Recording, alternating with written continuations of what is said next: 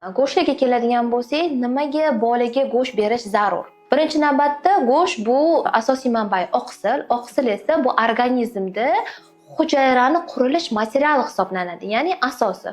Xuddi uy g'ishsiz qurilmaganda organizm ham oqsilsiz yashay olmaydi. Shuning uchun oqsil zarur va bolaga go'sht berishi zarur deb aytamiz. Go'shtni bolangizga yoqtiradigan holatda qilib berishingiz kerak. Mana e'tiborsiz qiymali qilib bersam yeydi deb.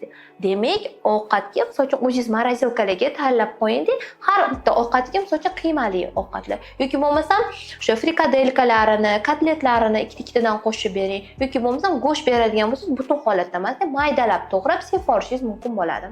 Go'shtni bir xil bolalar nimaga yoqtirmaydi?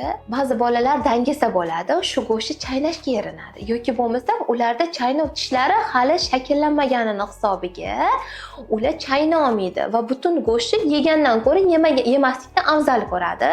Shuning uchun men sizga aytayapman-ku, bolaga mayda qilib to'g'rab bersangiz, bola shu ovqatiga qo'shib yeyishga osonroq bo'ladi. Bola ham xuddi katta odamdek o'zini yaxshi ko'rgan taomlari bor yoki bo'lmasa yoqtirmagan taomlari bor.